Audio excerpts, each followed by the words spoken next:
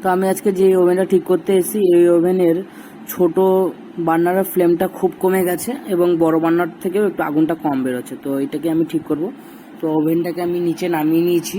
নিচে নামিয়ে নেওয়ার পরে পাইপটা খুলে নেব। পাইপটা খুলে নেওয়ার পরে মেন পাইপলাইন যেটা আছে, সেই মেন পাইপলাইনটার নাটটা আমরা খুলে নিচ্ছি। খুলে নেওয়ার পরে মেন পাইপলাইনটাকে আমি বার করে নেব। দেখো কীভাবে বার করব। প্রথমে যে ডায়াল প্লেট নাটটা লাগানো থাকে, সেই ডায়াল প্লেট নাটগুলো চারটেই খুলে নিতে হবে, না হলে বেরোবে না। তো নাটগুলোতে সেরকমভাবে জং পড়েনি, তাই খুলতে কোনো অসুবিধা হচ্ছিল না, সুন্দরভাবে ইজিভাবে খুলে গেছিলো, অসুবিধা হয়নি। তো আমি মেন পাইপলাইনটা বার করে নিয়েছি। মেন পাইপলাইনটা বার করে নেওয়ার পরে এর যে ডান সাইডে ছোটোটা এবং বাঁ সাইডে বড় যে ককটা আছে, তো বড় কক থেকে আমি স্পেন্ডাল নাটটা খুলে নিলাম এবং স্পেন্ডাল এবং ককটা বার করে নিয়েছি। এবং এই অ্যাসেম্বলটাকে আমরা ভালো করে কিরোসিন তেলটা এবার ঢেলে নেবো বাটির মধ্যে। দেখো, প্রথমে আমরা একটুখানি এটাকে কিরোসিন তেল দিয়ে পরিষ্কার করার আগে ব্লেড দিয়ে ভালো করে পরিষ্কার করে নিচ্ছি, যাতে তেল দিয়ে পরিষ্কার করার সময় কোনো অসুবিধা যাতে না হয়। তো দেখতে থাকো আমি কি করছি। ঠিক যেভাবে করছি তোমরাও ঠিক সেভাবেই করবে।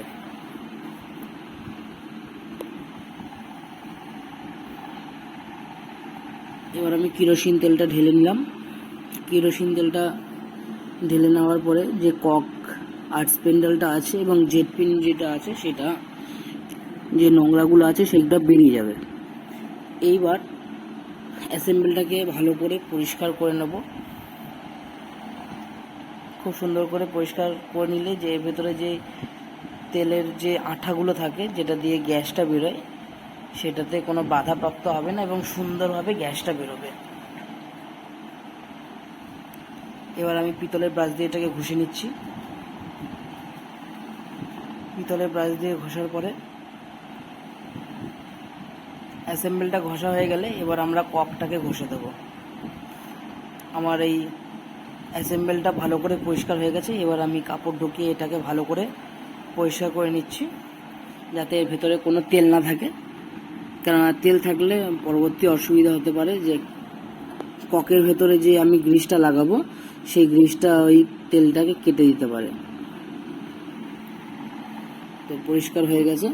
পরিষ্কার হওয়ার পরে আমি এই যে ককটা আছে, এই ককটাকে ভালো করে পরিষ্কার করে নেব। দেখো, ককটা পরিষ্কার হয়ে গেছে। ককটা পরিষ্কার হওয়ার পরে এটাকেও ন্যাকড়া দিয়ে মুছে নিতে হবে, নাহলে এর মধ্যে তেল থাকলে অসুবিধা হবে। দেখো আমি কীভাবে ন্যাকড়া দিয়ে পরিষ্কার করছি। পরিষ্কার হয়ে গেছে। এবার আমি এর মধ্যে গ্রিস লাগিয়ে দেবো। গ্রিসটা লাগিয়ে দিলে কক থেকে গ্যাস বেরোনোর ভয় থাকে না এবং খুব স্মুথ ইজিভাবে কম বেশি করা যায়।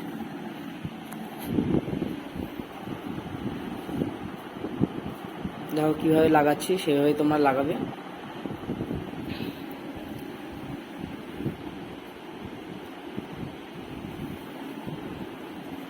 আমার গ্রিসটা লাগানো কমপ্লিট হয়ে গেছে। এবার আমি এই ককটাকে একটুখানি যে ধারগুলোতে গ্রিসটা লেগে আছে, সেই গ্রিসটাকে পরিষ্কার করে নেব, নাহলে ওইখানটা যদি একটু বেঁধে যায় পরবর্তী আবার একটু অসুবিধা হতে পারে। সব জিনিসটারই মোটামুটি খেয়াল রাখতে হবে। তারপরে এই ককটাকে অ্যাসেম্বলের ভেতর ঢুকিয়ে দিলাম। এবার যে স্পেন্ডেলটা আছে, সেই স্পেন্ডেলটাও পরিষ্কার করে নিচ্ছি। স্পেন্ডেলটা পরিষ্কার করে নেওয়ার পরে স্পেন্ডেল নাটটা আছে, সেটাও পরিষ্কার করে নিতে হবে। এখানে যে ভেতরে তারটা ঢোকাচ্ছি, এই তারটার এখানটায় স্পেন্ডেল নাটটা লাগাতে হবে, তাহলে ওটা টাইট হয়ে যাবে। তো এটাকেও ভালো করে পরিষ্কার করে নেওয়া হলো। পরিষ্কার করে নেওয়ার পরে আমি ওই নাটটা আছে, নাটটাকেও ভালো করে পরিষ্কার করে নেব। তাও কীভাবে নাটটা পরিষ্কার করছি।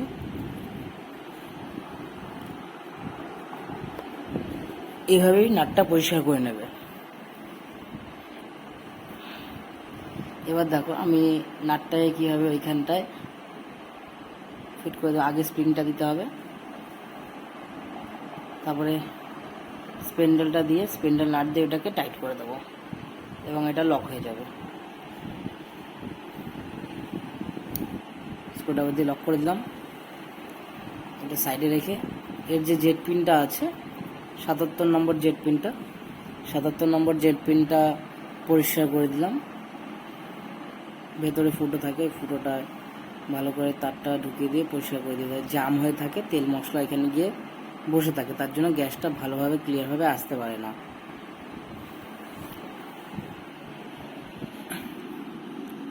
এবার দেখো জেট পিনটা ওইখানটায় আমি ওখানে ফিট করে দিয়েছি। এবার প্লাস দিয়ে একটুখানি টাইট করে দিলাম, বেশি জোরে টাইট করবে না, নাহলে কিন্তু ভেঙে যাওয়ার ভয় থাকে। এবং ঠিক বড়টাকে যেভাবে পরিষ্কার করেছিলাম ঠিক সেইভাবেই ছোটোটাকে খুলে নিয়ে পরিষ্কার করে নেবে এবং এইভাবেই গ্রিসটা লাগিয়ে দেবে।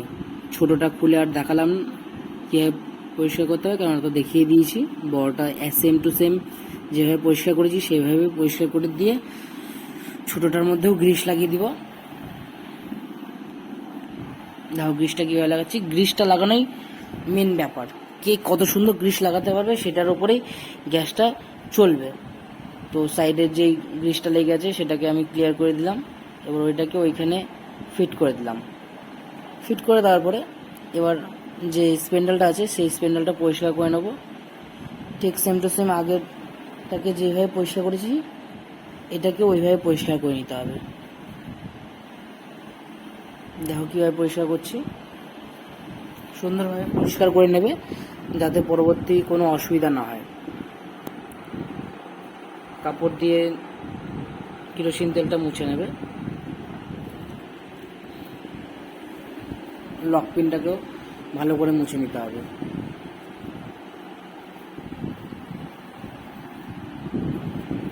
দেখো কীভাবে মুছছি। এবার ঠিক সেম টু সেম আগে যেভাবে লক করেছিলাম এটাকেও সেভাবে লক করে দেবো। দেখো কীভাবে লক করছি, দেখো লক হয়ে গেল। এবার এটারও জেড পিনটা আছে, এর হচ্ছে 58 নম্বর, সরি 58 না, এটা 65 নম্বর জেড পিন ছিল।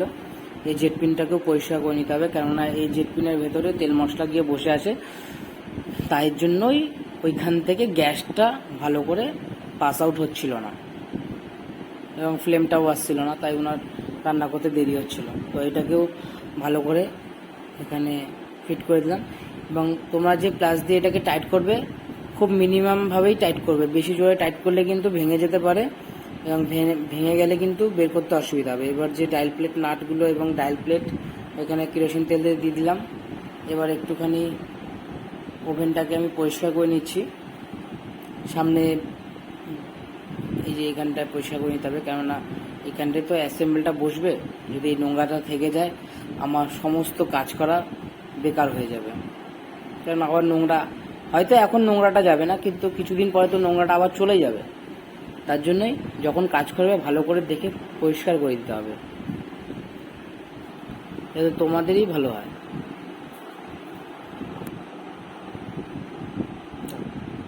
ভালো করে পরিষ্কার করছি।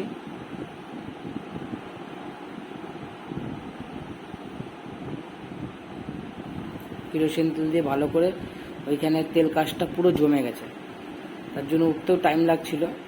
তো মোটামুটি করে আমি ভালো করেই পরিষ্কার করে দিয়েছি। এবার এটাকে ন্যাকড়া দিয়ে পরিষ্কার করে নিচ্ছি। দেখো কীভাবে পরিষ্কার করে নিচ্ছি। এবার নাটগুলোতে একটুখানি কেরোসিন তেল দিয়ে দিচ্ছি যাতে জংটা যা থাকবে সেটা কেটে যাবে। নাটে তেল দেওয়ার পরে এটাকেও মুছে নিলাম। এইবার পালা হচ্ছে যে ডায়াল প্লেটটা আছে, ডায়াল প্লেটটা একটু পরিষ্কার করে নিতে হবে, কারণ ডায়াল প্লেটে অনেক নোংরা জমে আছে। এই পুরো নোংরা ডায়াল প্লেট তো আর লাগানো যাবে না, তাই ডায়াল প্লেটটা পরিষ্কার করে নেব। দেখো কীভাবে করছি, ভালো করে সুন্দর করে ঘষে পরিষ্কার করে নেবে।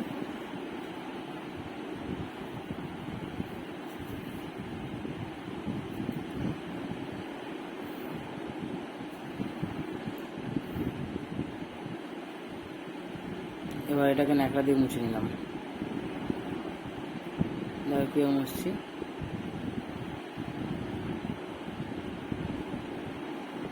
এটাকেও আমি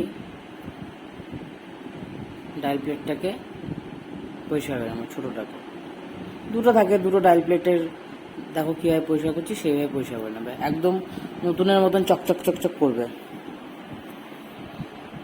যাতে দেখতেও সুন্দর হবে এবং তেল মশলা যেটা থাকবে তাহলে সেগুলোও কেটে যাবে। না হলে এইভাবে নোংরা ডায়াল প্লেটটা লাগিয়ে দিলে আবার যেই কে সেই, তাহলে তেল মশলা কাস্টগুলো ওইখানে গিয়ে আবার জমা হয়ে যাবে। দেখো কীভাবে পরিষ্কার করছি সেইভাবে তোমরা পরিষ্কার করে দেবে। দেখো পরিষ্কার করে দিয়ে এটাকে সাইডে রেখে দেবো। এবার পালা হচ্ছে মিক্সিং টিউবটি পরিষ্কার করা। দেখো কি আমি মিক্সিং টিউবটি পরিষ্কার করছি, ভালো করে সুন্দর করে মিক্সিং টিউবটা পরিষ্কার করে দেবে। দেখো দুটো মিক্সিং টিউব পরিষ্কার করে দিয়েছি। এইবার হচ্ছে মেন পাইপলাইনটা এখানটায় আবার অ্যাসেম্বল করে দিতে হবে, মানে আবার নতুন করে এখানে ফিট করে দেবো। দেখো আমি কীভাবে ফিট করছি।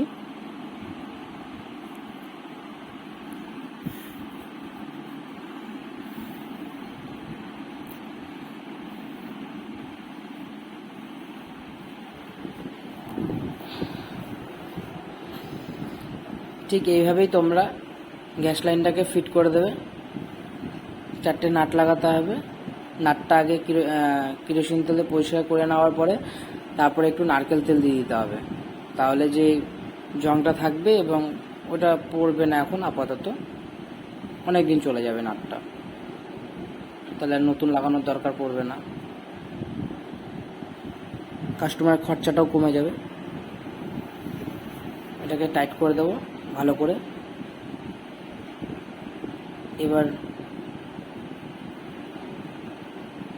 এটাকেও ফিট করে দিতে হবে এখানটায় মিক্সিং টিউবটা ফিট করে, বড়টা ফিট হয়ে গেল এবং ছোটোটাও ওইখানে ফিট করে দেবো। তো দেখো ফিট হয়ে গেছে।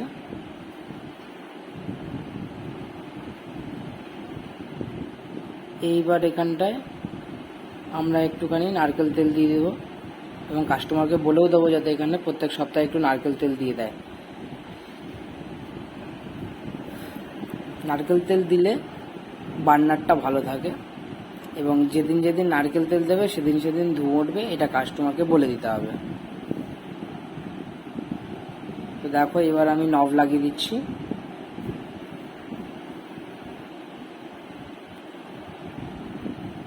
নবটা লাগানো হয়ে গেছে। এবার পাইপটা এখানে ফিট করে দেবো। এবার পাইপটা ফিট করছি। হ্যাঁ পাইপটা দেখো আগে একটুখানি নারকেল তেল এখানে লাগিয়ে দিলাম, পাইপটাও ফিট হয়ে গেছে। এইবার জ্বালিয়ে দেখে নিচ্ছি, দেখো সুন্দরভাবে চলছে, সুন্দর। যে ছোটোটা কম ছিল দেখো কত সুন্দর হয়ে গেছে, একদম সুন্দর।